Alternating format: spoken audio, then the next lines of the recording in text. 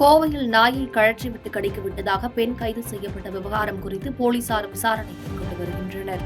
கோவை மாவட்டம் வெள்ளலூர் பகுதி மகாகணபதி நகரை சேர்ந்தவர் மணிகண்டன்.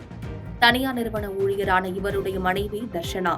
இவர்கள் கடந்த 2020ஆம் ஆண்டு புதியதாக கார் ஒன்றை வாங்கியுள்ளனர். அதற்கு மாதந்தோறும் 10,700 ரூபாய் என 22 மாதங்கள் வாகனத்திற்கு தவணை தொகை கட்டி வந்துள்ளனர்.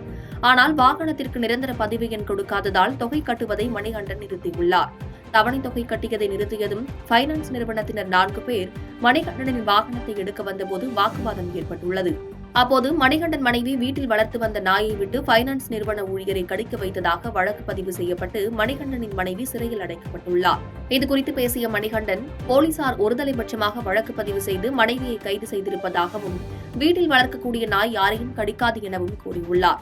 மேலும் இதுகுறித்து போத்தனூர் போலீஸ் சார்பாக வழக்கு பதிவு செய்து விசாரணை மேற்கொண்டு வருகின்றனர். இன்னொன்னுங்க, கார் வாங்கினது என்னோட பேர்ல இருக்குது, மணிகண்டன் பேர்ல டாக்குமெண்ட் இருக்குது, லோன் என்னோட பேர்ல இருக்குது.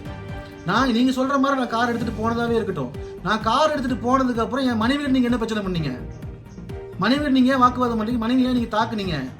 என் மனைவியோட குறவழியில் கை வச்சது யாரு?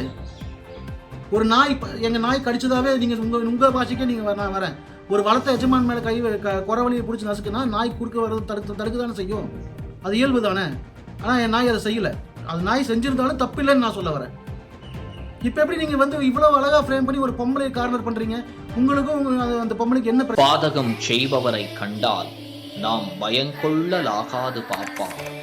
மோதி மிதித்து விடு பாப்பா, அவர் முகத்தில் உமிழ்ந்து விடு பாப்பா. அண்மை செய்திகளை உடனுக்குடன் தெரிந்து கொள்ள இணைந்திருங்கள் இயம்நாடு தொலைக்காட்சியுடன்.